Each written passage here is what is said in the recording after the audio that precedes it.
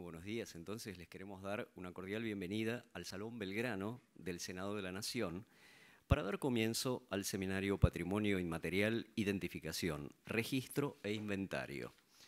Argentina, como miembro de la UNESCO y a través de la Ley 26.118, adhirió en el año 2006 a la Convención para la Salvaguardia del Patrimonio Cultural Inmaterial. Así, se comprometió a respetar y poner en movimiento los mecanismos allí enunciados para salvaguardar el patrimonio cultural intangible.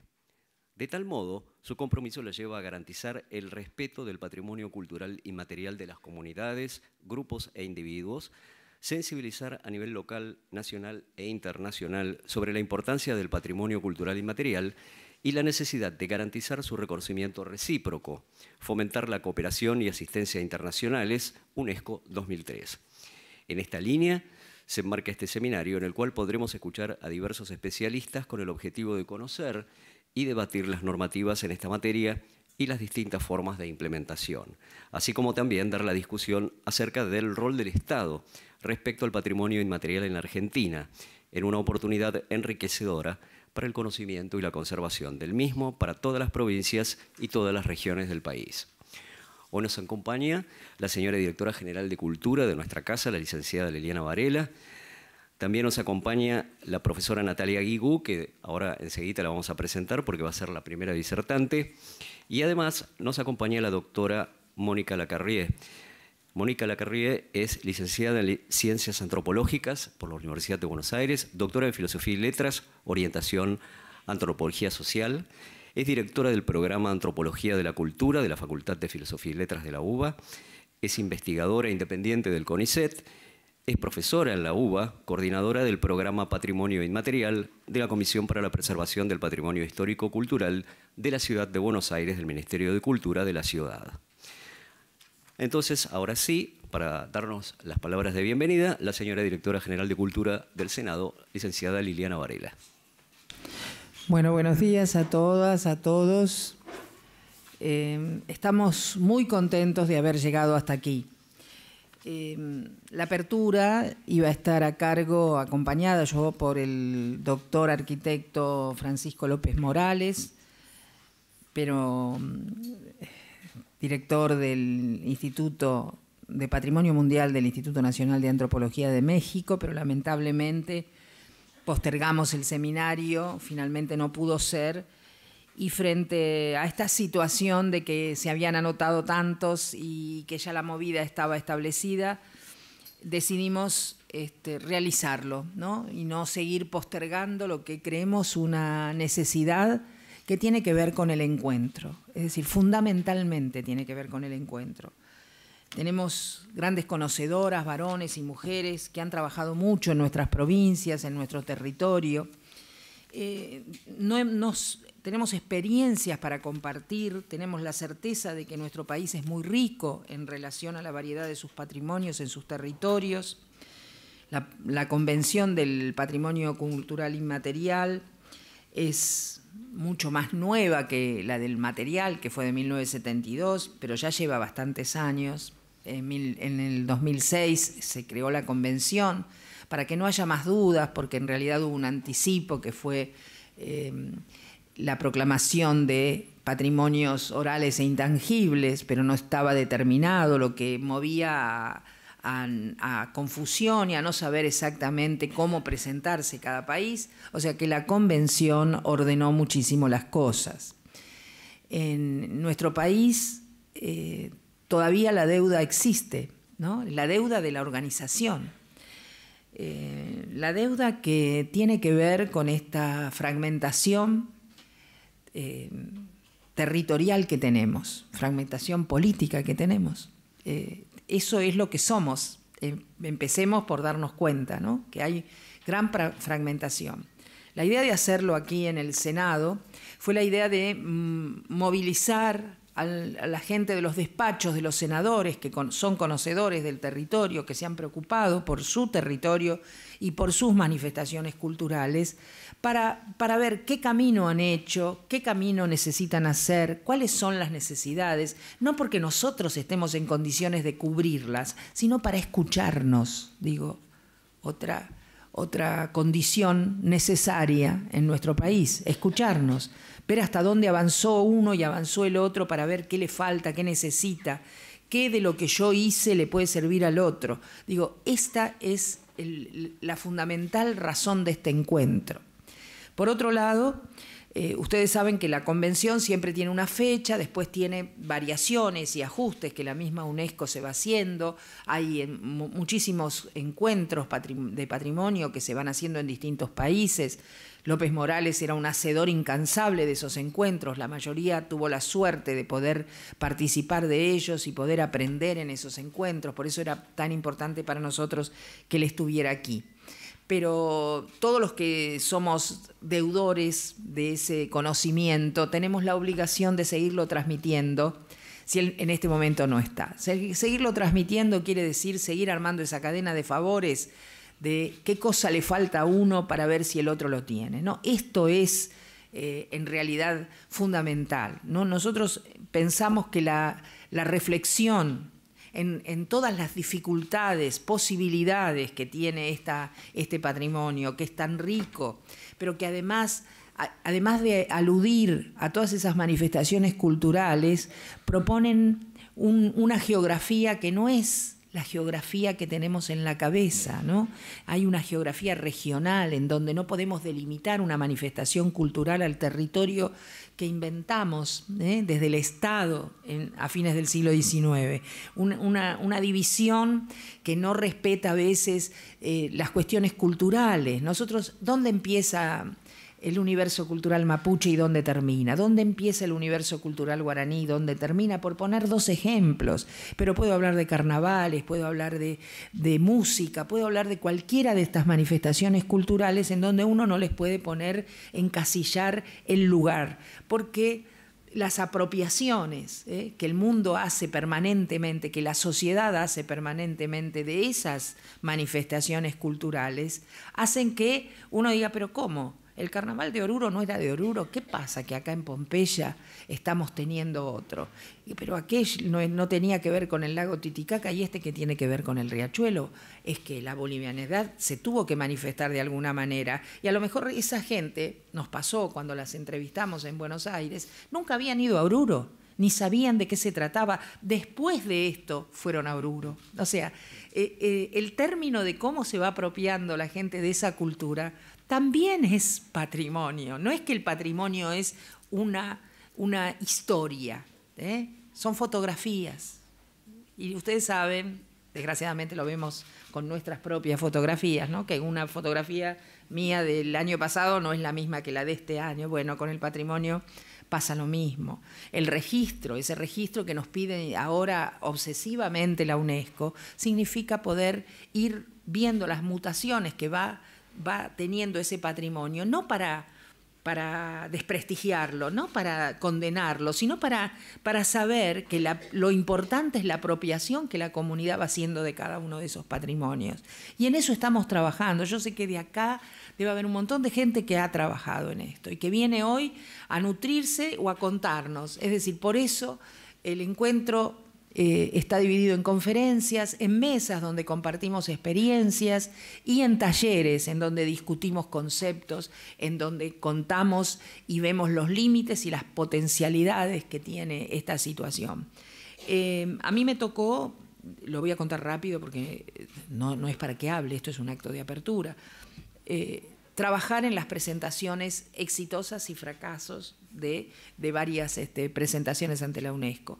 La primera fue del tango, ruidoso fracaso, porque no había convención cuando lo presentamos, y bueno, nos ganaron las lenguas que desaparecían frente al tango, que tenía una vitalidad que parecía que se llevaba el mundo por delante. Ya con la convención, y ya más en forma preclara y más honrada, lo hicimos con los uruguayos, y bueno, y el tango fue patrimonio de la humanidad. Después, gracias al trabajo de mucha gente y de gente que se preocupó por ciertas manifestaciones, como Mónica y demás, trabajaron en un taller que empezó a buscar los códigos de las milongas, etcétera, etcétera. Y después hicimos lo mismo con el filete, donde trabajamos otra vez, Mónica, con un equipo grande de gente, de algunos van a estar a la tarde, Y muchos no nos pedían el inventario, no tenían esa obsesión con el inventario y con el registro. Ahora es una condición sine qua non tener un inventario. Y bueno, cuando presentamos el chamamé nos dimos cuenta que el bochazo vino por la falta de inventario. Un inventario que en la UNESCO se discute si es nacional o regional, y nosotros lo tomamos por el lado regional, y lo que más hicimos fue tomar y lograr un inventario cultural en la provincia de Corrientes, que es lo que presentamos ahora y que es lo que se va a hacer. Por eso, este seminario trabaja con estos ítems, porque si hay gente trabajando que lo está haciendo desde la universidad, que lo está haciendo desde el gobierno provincial, que lo está haciendo desde el Ministerio de Cultura, de Turismo, en las instituciones en las provincias hay una variedad variopinta de todas estas cosas. Hay Ministerio de Cultura, Turismo y Producción, por ejemplo. Entonces uno, esa dirección, si hay o no dirección de patrimonio, vemos cómo hay que vincularla. Y se mezclan los tantos, se mezclan las cosas, porque a veces un patrimonio tiene que ver con lo gastronómico, tiene que ver con la feria, tiene que ver con la festividad, y se mezcla todo en un todo, porque el patrimonio inmaterial no vive solo de lo inmaterial, tiene siempre, ¿no?, una muestra de lo material. Ese registro es el material, y también hay un montón de cosas, ¿no? Cuando hablábamos del tango, el tango sin bandoneón, y bueno, le falta, queda medio rengo, y entonces el problema de cómo conseguir bandoneones, el tango sin la milonga, entonces hay que potenciar, y el Estado tiene la obligación de facilitarle la vida a esas milongas, que no confundir con las tanguerías. Las milongas viven de la cuarta al pértigo, quiero decir, están en los clubes de barrios, no hacen dinero, pero es uno de los compromisos que nosotros asumimos cuando lo presentamos. Y esos compromisos que asume el Estado le sirven al patrimonio para defenderse, porque el compromiso para que nos aprueben en la UNESCO es cómo salvaguardar ese patrimonio. Y ahí viene la responsabilidad del Estado, que muchas veces la propia comunidad puede demandar al Estado cuando no lo cumple. De hecho, ha pasado. Quiero decir, esto no es una utopía. Ha pasado con las milongas y en el gobierno de la Ciudad de Buenos Aires, ¿no?, que no los respetaban, y ellos dijeron que si no los respetaban iban a ir a la UNESCO a denunciarlos. Es decir, así que no se juega con esto, ¿no? No se juega porque hay forma de presionar. El problema es que, a pesar de todo lo que yo acabo de decir, todavía no tenemos un registro y un inventario como la UNESCO pide de todo el territorio. Entonces, es mejor juntar a referentes del territorio para ver qué estamos haciendo, para ver si podemos ir haciendo regionalmente algún tipo de registro que después nos sirva cuando alguna manifestación cultural que tiene una entidad suficiente, que le vemos la entidad, le vemos, ¿no?, quiénes somos los que vemos, y ahí viene el otro lío que van a tener que discutir esta tarde, ¿no? ¿Quiénes somos los que definimos ese sí, el otro no? ¿Con qué autoridad, con qué poder? ¿Hasta dónde nos vamos a meter en eso para desvirtuar después y hacer de eso una caricatura? Tenemos ejemplos muchísimos de caricaturas, y después decirle a la gente que ese no es el patrimonio, ¿no? Y entonces aparecen pachamamas que no tienen nada que ver con la Pachamama, y la gente se saca 150 millones de fotografías al lado de eso y creen que eso es lo que no es. Entonces, en esa negociación permanente con la comunidad portadora, en el respeto que hay que tener hasta donde ellos nos dejan llegar, es donde aparecen esas dificultades de registro, dificultades de identificación, dificultades de haber hecho las cosas mal. Acá se hizo mal la presentación del Universo Cultural Mapuche, recuerdo yo, porque no se contempló al grupo chileno, ni se lo tuvo en cuenta, se trabajó con y creyeron que se podía manejar así una cosa que, aparte, los mapuches no querían que se presentara. Entonces,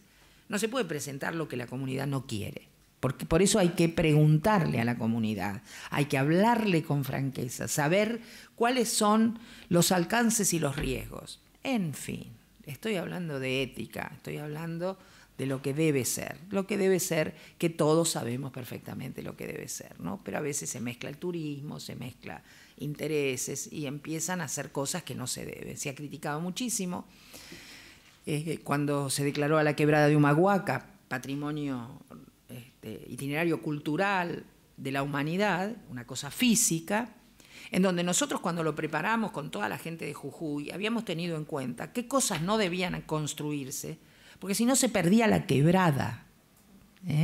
O sea, no era que... No, se perdía la quebrada, estaban estudiados los suelos, estaba todo perfectamente analizado para evitar esos derrumbes. Y después, ¿qué autoridad iba a tener el intendente de Coctaca, digo Coctaca por decir cualquier localidad, para enfrentarse al señor que tenía todo el dinero y quería hacer un hotel ahí tipo Sheraton y no le importaba nada? No le importaba incluso los consejos que uno le podía dar, es decir, la gente que iba a ver la quebrada no quería ir al Sheraton. El Sheraton lo tenía en todos otros lados. Pero eso no importa, a veces la ganancia perversa, especialmente de los señores que invierten en turismo, ¿qué es lo que les pasa? Vos les decís, van a matar a la gallina de los huevos de oro, nos vamos a quedar sin quebrada, nos vamos a quedar sin ruinas jesuíticas, nos vamos a quedar sin nada, pero al inversionista, ¿qué le importa? Pone de moda otro lugar y listo, ya nos destruyó el patrimonio. Así que por eso necesitamos un Estado controlador de verdad. Tengo que decirlo porque parece que si no, no sé de qué estoy hablando, de verdad, que cumpla con aquello que dijimos prometer, ¿no? Que íbamos a hacer. Estoy contenta de haber llegado acá porque si bien no está Francisco con nosotros, está la doctora Mónica Lacarrié, que va a ser nuestra invitada estrella, porque es la que más vínculo ha tenido con la UNESCO, más cosas ha desafiado y es, yo pienso, de la que vamos a aprender. De todos vamos a aprender, pero ella, yo la tomo como que no viene Francisco, pero está... Soy amiga. No es que sea amiga, es amiga, pero aparte de ser amiga, sabe, ha participado de talleres en la UNESCO, sabe todo el know-how, sabe todo lo que no se debe hacer y todo lo que a veces se hace. Entonces necesitamos eso, necesitamos saber qué es lo que hay que hacer. No solamente decir lo que tenemos lo sabemos todos sabemos.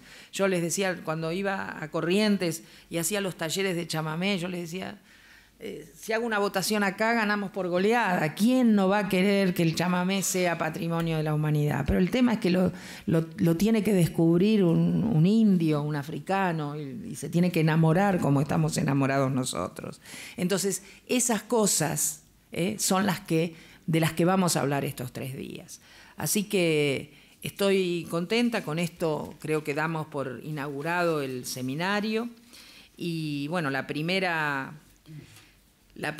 disertación que vamos a tener, pero que quiere hablar abajo, es Natalia Aguilú, otra conocedora, amiga, pero a veces uno cree que vienen porque son amigas y se aguantan una amiga que siempre le pide cosas y cosas y cosas, pero son buena gente y muy inteligentes.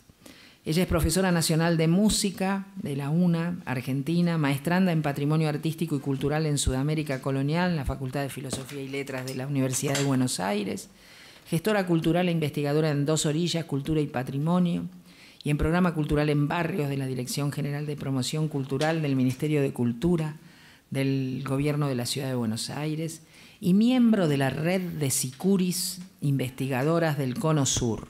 Ahí estamos. Coordinadora de proyectos de preservación del patrimonio musical, además de directora de coro e intérprete de música andina. Ella es Natalia. La dejo.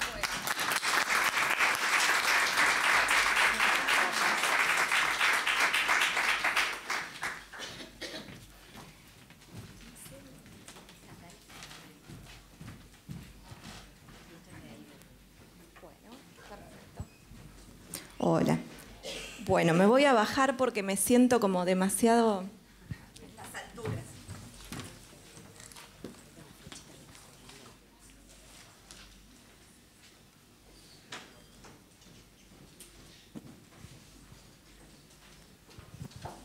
Bueno, buenos días a todos, bienvenidos a todos y a todas. Bueno, quería en primer lugar agradecer a Liliana por la invitación y por ser la generadora de estos espacios tan importantes para seguir conversando sobre patrimonio. Así que, bueno, ya Liliana se explayó en cuáles eran las ideas. Así que, bueno, yo lo que voy a presentar a través de dos estudios de casos, si es que nos da el tiempo, es un caso en la provincia de Jujuy y otro en la provincia de La Rioja, que justamente los traje para que veamos algunas particularidades que tienen que ver con la gestión patrimonial cuando estamos hablando de una manifestación que involucra a miles y miles de personas, como es en el caso de esto que vamos a presentar de Jujuy, y qué pasa cuando la acción de gestión patrimonial tiene que ver con una localidad con 200 habitantes. ¿Qué cuestiones podemos pensar, ¿no?, que suceden en estos escenarios tan distintos? Bueno, esto primero entonces que voy a presentar es una manifestación cultural, religiosa, musical, que se llama La Peregrinación de los Sicuris al Santuario de la Virgen de Copacabana, de Labra, de Punta Corral. Bueno, que se da entonces en el marco de la Semana Santa en Tilcara, parte de la Quebrada de Humahuaca, aquí en la Argentina.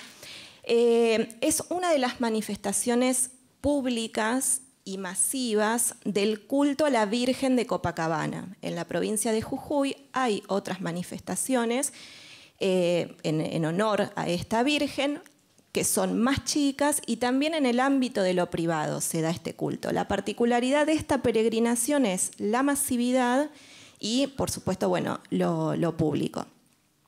¿Qué son los sicuris? Bueno, los sicuris son los ejecutantes del sicus, del sicu, que después lo vamos a ver, que es un instrumento musical, un aerófono de origen prehispánico.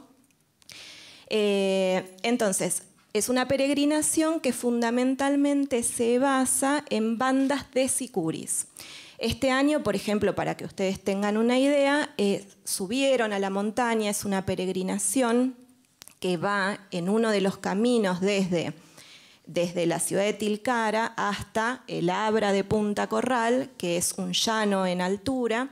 Este año los músicos que subieron fueron 3.205 músicos, repartidos en 78 bandas. Entonces, estas bandas de sicuris van en procesión a buscar al santuario de la Virgen su imagen. Bueno, vamos a, si no sigo hablando y no vemos las imágenes. Bueno, acá distintas definiciones que creo que ustedes también en el material que les dieron las tienen, así que las voy a pasar un poco por alto porque ya está. Es, digamos, lo que es la definición de patrimonio cultural inmaterial para la UNESCO, que también Liliana habló de algunas cuestiones. Así que, bueno, esto está en el material. Algunas cuestiones básicas, como para empezar a hablar de patrimonio, tener en cuenta estas cuestiones. ¿Qué son los bienes culturales? Los bienes culturales es todo aquello que nosotros producimos, producto del hacer, del pensar, del sentir, en relación a nuestra forma de interpretar como individuos o como grupos, ¿no?, nuestro contexto. Ahora, para pasar a ser patrimonio, esos bienes tienen que ser seleccionados. Como decía Liliana también, tenemos que tener en cuenta que esta selección de bienes culturales, la mayor de las veces, es una decisión arbitraria, ¿no? Son preguntas que a lo largo de todo el seminario las vamos a poder discutir, que tienen que ver justamente con esto. Bueno, ¿quién decide qué es patrimonio y qué no? Bueno, un bien entonces cultural entra en un proceso de patrimonialización o puesta en valor, de acuerdo a los distintos autores hay distintos nombres, entonces es allí donde el bien cultural pasa a la categoría de bien patrimonial.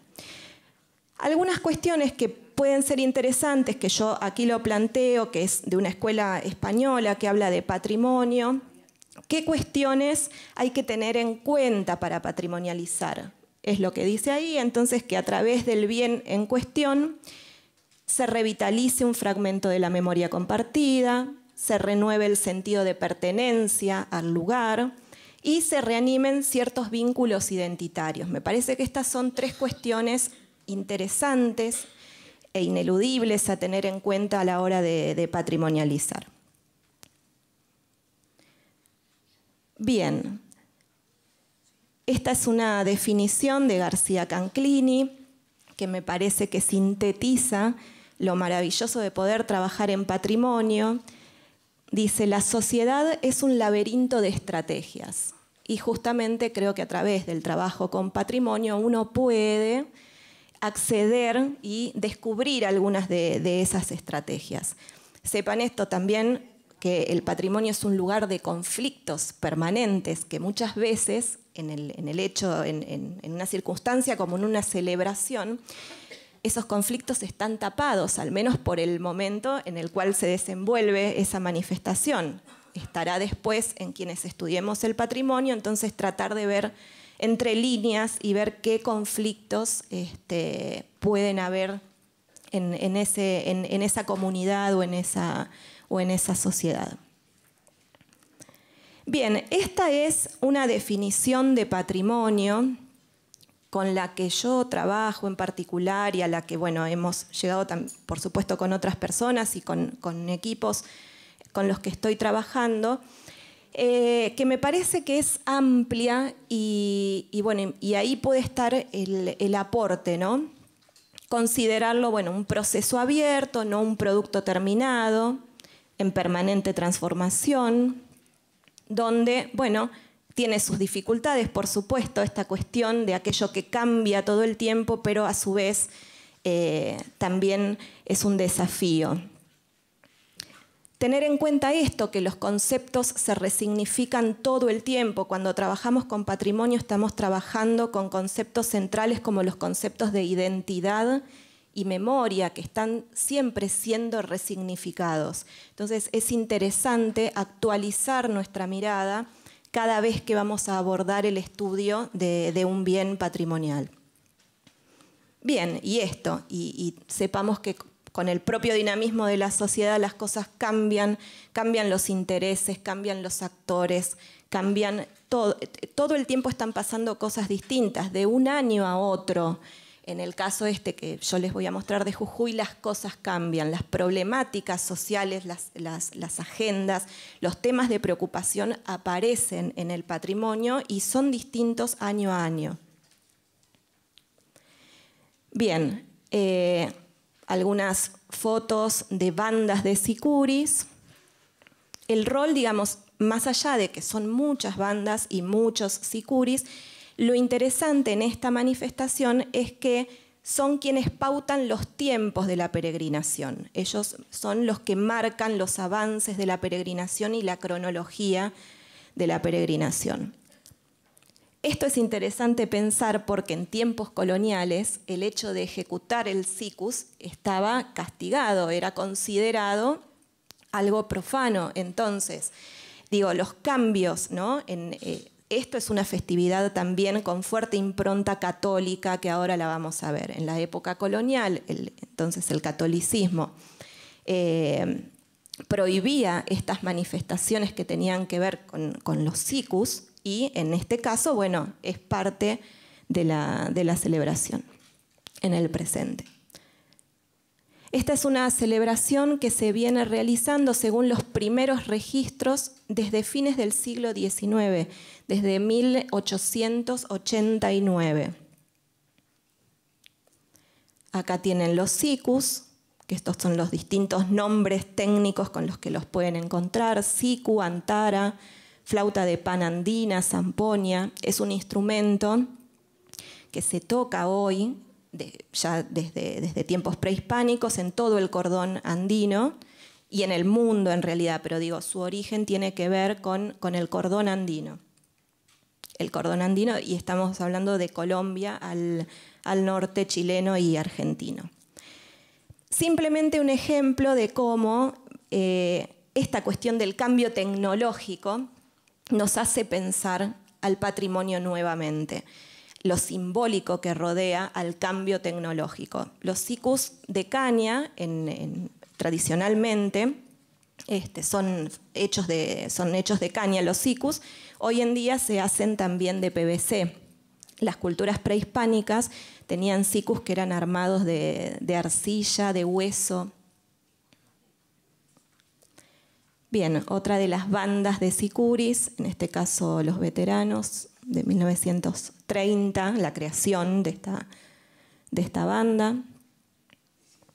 Antenor Sajama de 1987. Las bandas, la mayoría son de la ciudad de Tilcara, también hay de La Quebrada, del resto de la provincia de Jujuy y en ocasiones vienen también de otras provincias, inclusive de aquí de Buenos Aires. Los instrumentos característicos de una banda de sicuris de La Quebrada son las cañas, que son los sicus, los redobles o redoblantes, bombos, platillos y matracas. Esa es la orquestación de una banda de sicuris, característica de La Quebrada, ¿no? Porque cada territorio tiene su conformación específica. Bien, esto que decíamos al comienzo de la cuestión de la revitalización de la memoria, de estos lazos con el pasado. Antes de comenzar el ascenso al cerro, varias de las bandas van al cementerio como homenaje a los integrantes ya fallecidos o a sus propios familiares. No suben al cerro sin ir antes a tocar y a homenajear al cementerio. Algunas imágenes del camino al santuario. Son 20 kilómetros desde la ciudad de Tilcara hasta el Abra de Punta Corral. La devoción a la Virgen de Copacabana es justamente de la época colonial, de mediados del siglo XVII, en el pueblo de indios de Humahuaca. En las cofradías de indios comienzan entonces estas devociones. Más imágenes. Esta es una panorámica de parte del paisaje en el camino de ascenso. Lo interesante de estas cuestiones a tener en cuenta es que cuando uno hace trabajo de campo, cuando se mete en el territorio y puede vivenciar estas cuestiones desde adentro, la visión que uno tiene en el escritorio cambia muchísimo en cuanto a la reflexión y en cuanto a los cruces teóricos. Entonces me parece que es eso interesante, poder contrastar lo que uno imagina, lo que uno estudia, lo que uno piensa, lo que uno lee, con eso que pasa en realidad en el transcurso de una celebración en el territorio.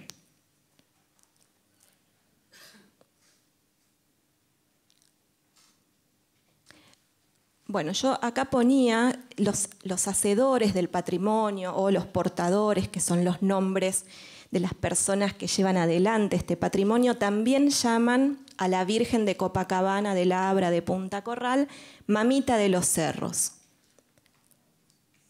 Y esto tiene que ver con cierta identificación que ya se dio en la época colonial, de una misma unidad de sentido que tiene que ver con el cerro, considerado sagrado, con la Virgen María y con la Pachamama. Esto, como muestra, es una pintura altoperuana que está en el Museo de la Moneda en Potosí, y fíjense cómo el cuerpo de la Virgen María es el cerro. Hay ahí una unidad de sentido, el Cerro Huaca, lugar sagrado para los indígenas en la época prehispánica, que un poco se puede leer ahí cierta continuidad en el presente con esto, con denominar a la Virgen Mamita de los Cerros, además de Virgen María o Virgen de Copacabana. Una fotografía ahí del santuario. Son 3.480 metros sobre el nivel del mar, a 20 kilómetros de la ciudad de Tilcara. Es bravo, bravo, bravo el camino, es muy difícil. Bueno, a ver acá, ¿cómo le doy play a esto? A ver. No, me fui a cualquier lado. Porque traje unos videos para para que ustedes puedan escuchar y ver el lugar en vivo y en directo. A ver. Hice lío. Ah, ok. ¿No está el video?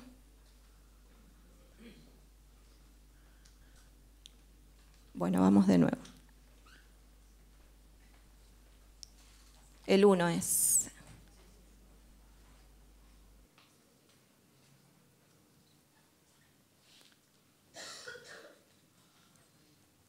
¿No?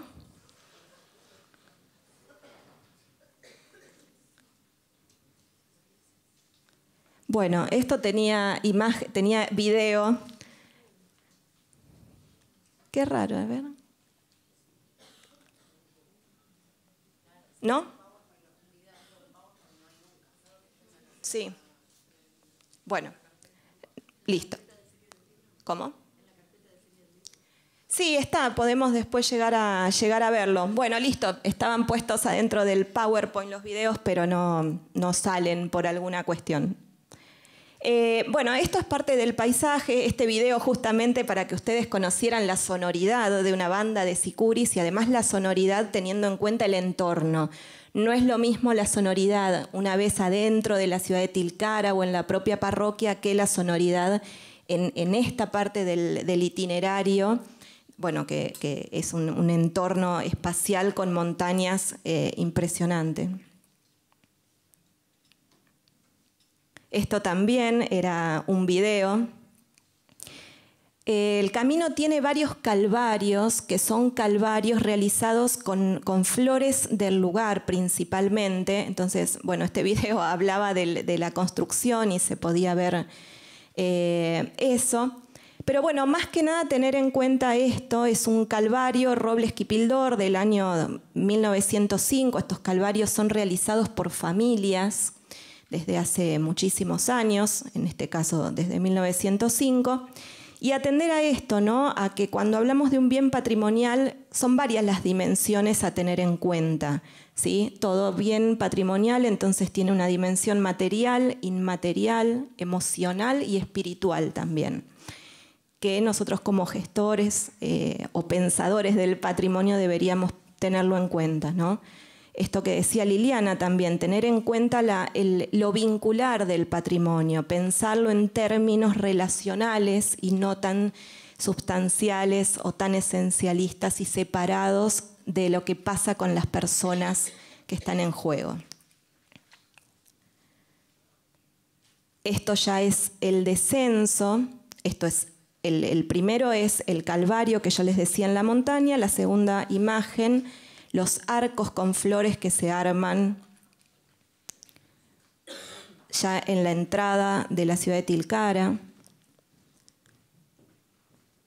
la mamita de los cerros, la ornamentación de la ciudad, que es todo un tema a tener en cuenta también cómo se modifica el espacio público en el tiempo de celebración, quiénes son los involucrados, qué cuestiones se movilizan. Lástima que no podemos ver los videos, escucharlos.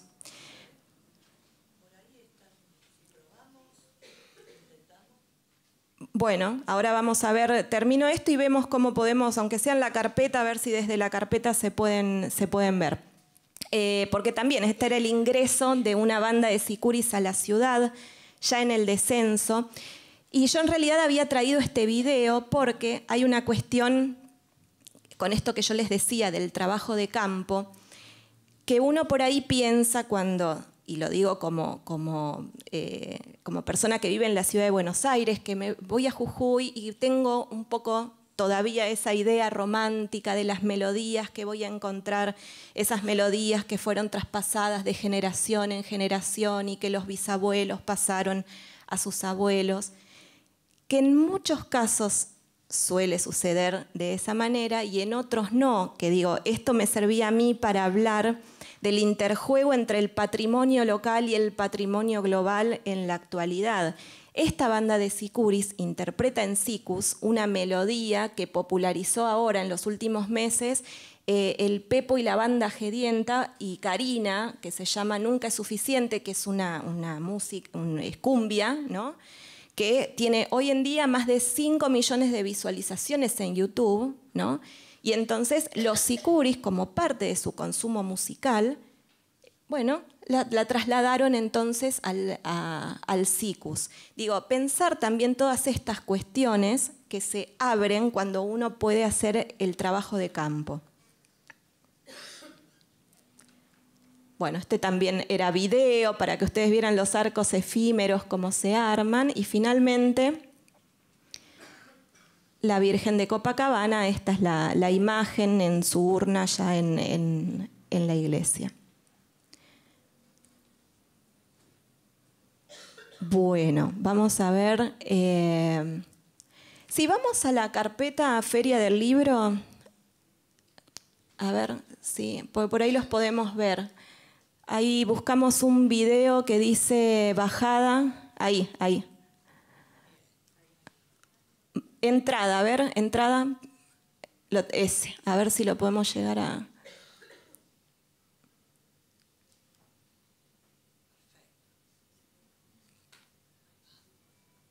No tenemos volumen. Bien. Ay.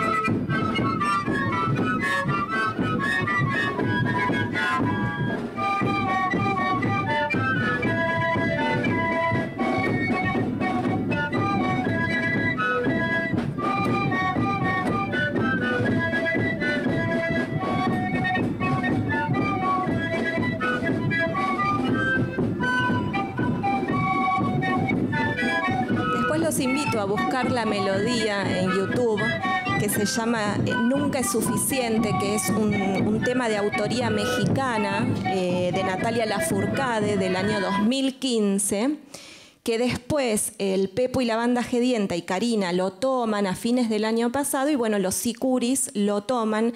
Digo, lo interesante es esto, a veces hay límites en las disciplinas, como por ejemplo en una disciplina con la que yo trabajo, que es la etnomusicología, que divide las músicas que son para adorar de las músicas que son para diversión. Entonces, fíjense en este caso cómo una música que pertenece al ámbito del boliche o del baile o de la diversión pasa resignificada al ámbito eclesiástico. Entonces digo, para poder pensar... Ahí está el... Buenísimo. Ese es el tema de... Ahí va. Genial, gracias. No sé quién lo buscó. ¿Quién lo buscó? No sé dónde salió el tema. ¡Wow! Salió así.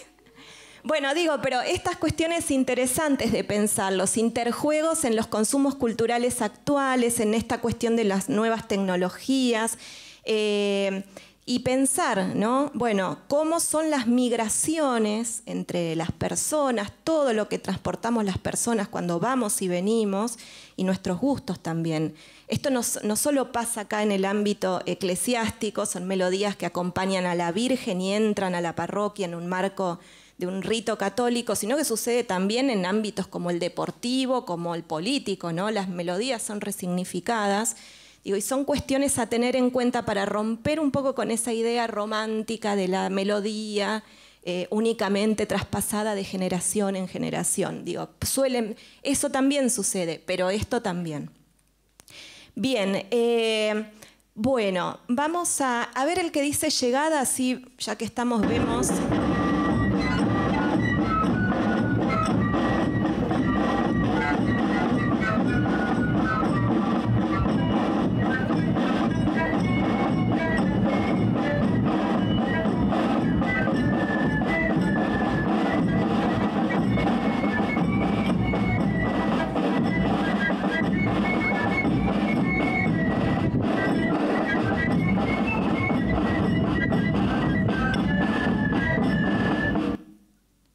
Bueno, esto es, digamos, para que ustedes tuvieran la idea de la sonoridad, del cómo suena una banda de sicuris de la Quebrada de Humahuaca en el marco de esta manifestación.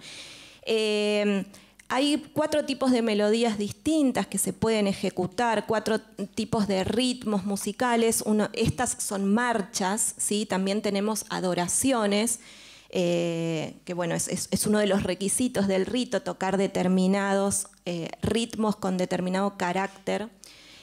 Así que bueno, esto es algo muy pequeñito de todo lo que sucede. Esto es dentro de la Semana Santa, entonces el miércoles santo ocurre. Después a la tarde vamos a ver el Vía Crucis, que es del Viernes Santo. La Semana Santa en toda la quebrada de Humahuaca es muy importante. Además de la convocatoria, digo, pasa por el sentido que le da a las comunidades, a los hacedores del patrimonio, poder desenvolver este tipo de manifestaciones. Bueno, vamos a la 2. ¿Tengo tiempo todavía? Sí. Bueno, bien. Al otro caso de estudio que yo les traje, que tiene que ver con la provincia de La Rioja y con el músico riojano Ramón Navarro, un folclorista prestigioso. Bueno, ahora lo vamos a ver, integrante de los Quillahuasi. Chuquis es el lugar donde vivió la infancia. Él es nacido en La Rioja, pero vivió su infancia en la ciudad, en la localidad de Chuquis, en la costa riojana. Bueno, y yo le puse a la presentación Chuquis, el pueblo que camina entre canciones, porque la idea fue analizar un proceso de patrimonialización donde se le cambió el nombre de las calles a la localidad de 236 habitantes por el título de las canciones de Ramón Navarro. Entonces, todo lo que generó esa acción de patrimonialización.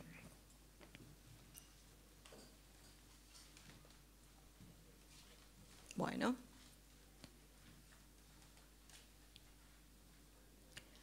Este es Ramón Navarro. El Leopoldo Silencio es el nombre de una de sus canciones. Fue en el año 2014, cuando Ramón Navarro cumplió 80 años, que la comunidad de alguna manera pensó para devolverle de alguna manera todo esto que Ramón había, no sé, había llevado Chuquis no solo al resto de la Argentina, sino al mundo. Entonces, como una manera de homenajearlo, la comunidad pensó en esto, ¿no? En cambiar los nombres de las calles por los títulos de las canciones. Bueno, ¿qué actores encontramos en el proceso de activación patrimonial? La iniciativa la tomó un poeta riojano, Héctor David Gatica, un poeta amigo también de Navarro, con quien hicieron juntos la cantata riojana. Luego, en una presentación de un disco, Héctor David Gatica dice, ¿por qué no? Hay un tema de Ramón Navarro que es himno de la localidad, que se llama Mi Pueblo Azul. Entonces, bueno, este poeta dijo en la presentación de un disco, quizás algún día las calles del pueblo de Navarro lleven el nombre de sus canciones.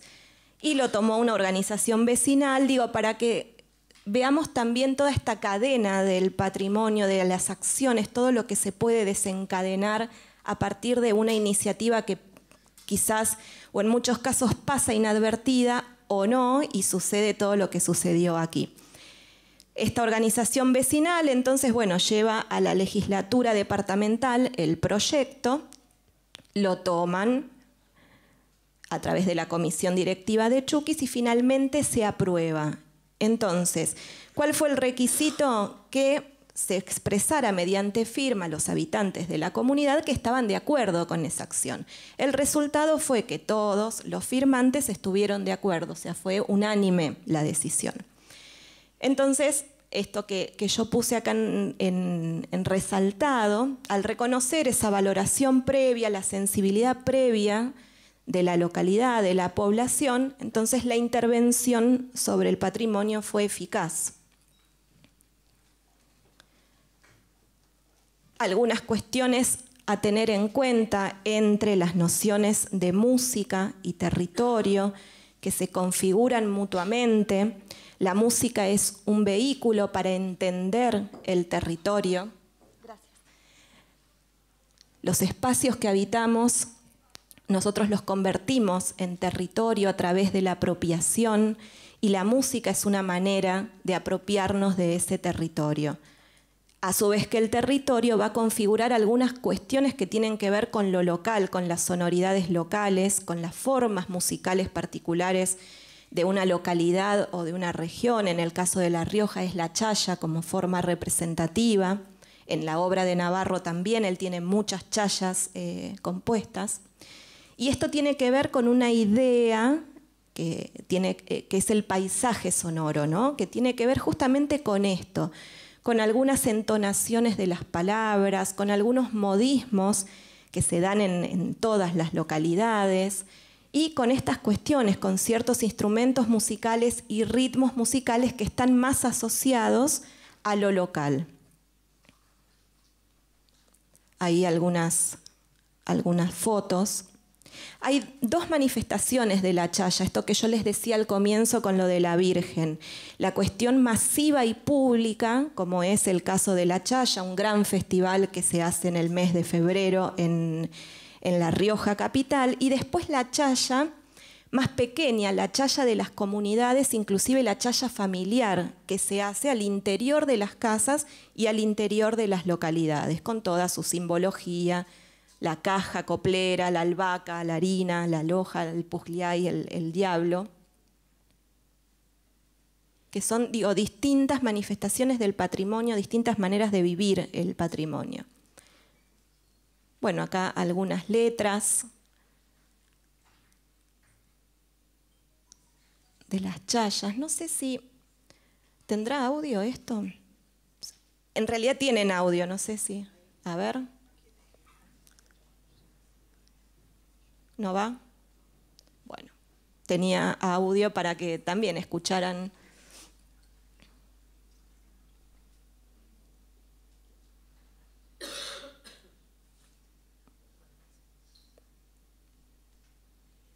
Bueno, y estas cuestiones que yo les decía, ¿qué cosas hay que tener en cuenta como estudiosos del patrimonio cuando nos encontramos? Muchísimas cosas hay que tener en cuenta, pero algunas que son interesantes detenerse en ese lugar.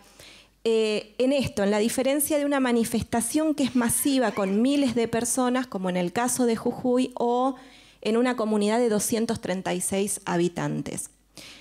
Hay una matriz de sensibilidad a la que es interesante apelar cuando uno está trabajando con patrimonio, que en este caso tiene que ver con poner la mirada en ciertos referentes de la comunidad.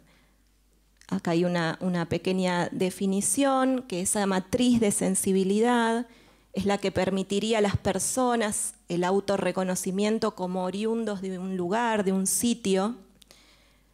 Se activa particularmente en adultos que recorren a una memoria selectiva, un tanto idealizada, fijada mayormente en la nostalgia, que es algo que, bueno, se trasluce en las composiciones de Ramón Navarro, ¿no? Esta memoria que apela también a lugares característicos del pueblo, a historias también que le dieron forma.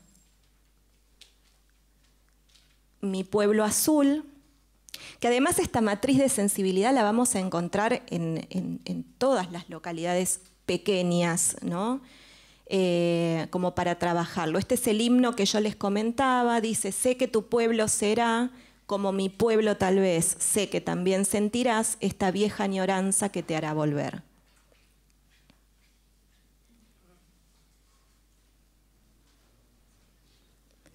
Patios de la Casa Vieja, ahí están los cartelitos de las calles. Patios de la Casa Vieja, color de siesta soleada, mate de largas tertulias. Qué lindas cosas de cuanta, prendidas dentro de mi alma, me van pintando esta samba.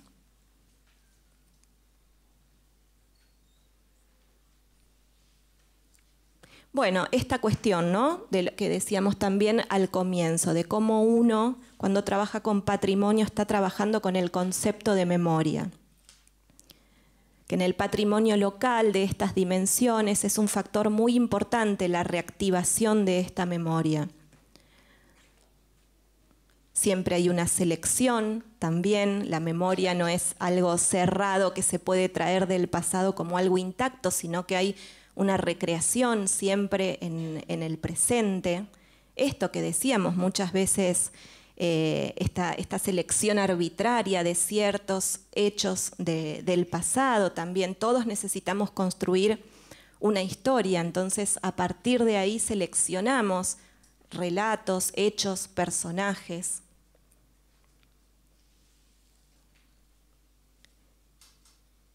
Bien, en las localidades pequeñas, entonces donde las comunidades aún se interrelacionan de manera personal y el anonimato es una variable casi ausente, la construcción del patrimonio de alcance local adquiere variaciones respecto a otros ámbitos. Entonces, tener en cuenta esta cuestión relacional.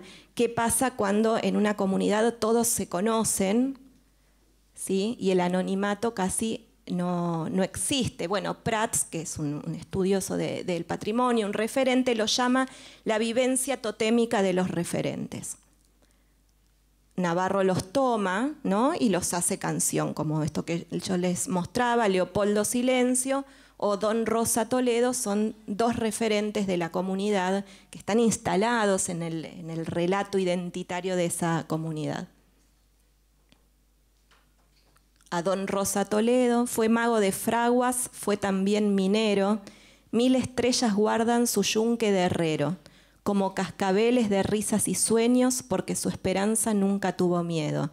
Pasa el rey del hacha, quítate el sombrero, que ahí va por la tarde Don Rosa Toledo. Leopoldo Silencio, a donde nace el agua de la quebrada, Leopoldo junta ausencias de sol a sol. Sudores sin amores, copla salada, le envejeció los ojos y la ilusión. Leopoldo tiene nubes en el sombrero y la puna le apura su corazón. Bueno, ahí está en una portada de un disco con los cantores de Quillahuasi. Ramón Navarro es el segundo. Compuso más de 200 canciones, muchas de ellas son íconos del cancionero folclórico argentino. La voz solista de los caudillos, de Ariel Ramírez y Félix Luna, bueno, integrante por 11 años de los cantores de Quillahuasi, en la época del boom del folclore, en la década del 60 y del 70, los Quillahuasi nos representaron en muchos países del mundo. Y creador, junto a Héctor David Gatica, quien fue al que se le ocurrió la idea de cambiar los nombres de las calles, de la cantata riojana. Esa es la plaza de Chuquis, se llama Plaza Cantata Riojana, con la parroquia. Coplas del Valle, esta es una samba conocidísima. Esta zambita andariega viene llegando y se mete en la rueda como jugando. Hernán Figueroa Reyes fue uno de los cantores que la popularizó. Digo, estas son estas cuestiones de cuando el patrimonio escapa a sus propios hacedores. Ramón Navarro ya dejó de ser el autor, en términos metafóricos, ¿no?, de esta canción, que muchas veces tampoco se sabe que la autoría es de él, simplemente se canta y se baila, claro. Bueno, esto que yo les decía, cuando las cosas comienzan con una idea muy pequeña y se van multiplicando y creciendo, en uno de los programas donde yo trabajo, en el Ministerio de Cultura de la Ciudad, bueno, proyectamos una película muy bonita, que quizás en algún momento podamos verla, de Silvia Majul, sobre esto, Un pueblo hecho canción, una película sobre Ramón Navarro. Es muy bonita esta película. Lo toma el Programa Cultural en Barrios, que es un programa del gobierno de la ciudad, con 36 espacios culturales, a manera de homenaje a Ramón Navarro. Digo, fue creciendo la cosa a partir de esa iniciativa que el poeta Gatica tuvo de cambiar la nomenclatura de las calles. Bueno, consideraciones finales. Esta cuestión que, más allá de estar ligado a subjetividades, visiones convergentes y contrapuestas e intereses, lo que decíamos al comienzo, el patrimonio es la evidencia de la historia de vida del y en el territorio. Es una manera entonces de conocer la biografía del territorio. Y lo último, que con esta acción entonces de patrimonialización de las calles de Chuquis y también con el festejo público, porque esto fue una gran celebración popular en los 80 de Navarro. ¿Qué pasó con la comunidad? Finalmente, esto que decíamos al principio del proceso de patrimonialización, se revitalizó un fragmento de la memoria compartida, se renovó el orgullo por el sentido de pertenencia a un lugar, se reanimaron ciertos vínculos identitarios, se homenajeó a Ramón Navarro y fundamentalmente esto, que el patrimonio puede ser muchas veces algo que nos sirva para mejorar, algo no, tendría que ser siempre así, que nos sirva para mejorar la calidad de vida de todos y embellecer el andar cotidiano. Así que bueno, esto es un poco lo que se logró con esta acción de patrimonialización. Bueno, muchas gracias.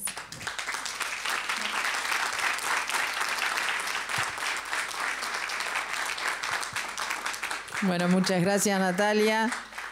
Recordaba que con respecto al chamamé, en la ciudad de San Cosme, donde nació el taita Tránsito Cocomarola, tuvieron esa idea de ponerle nombre de sus temas a las calles. Fueron los hijos de Tránsito a San Cosme, no conocían el lugar a donde había nacido su padre, así que significó mucho para el pueblo, significó mucho para los descendientes y significó para la música. Y cierto que se pierde el nombre, ¿no? Kilómetro 11, o sea, es de todos, ¿no? Es de todos, ya perdió su autor. Bueno, vamos a hacer una pausa de 15 minutos, los invito a tomar un cafecito afuera y retomamos, ¿eh? Muchas gracias.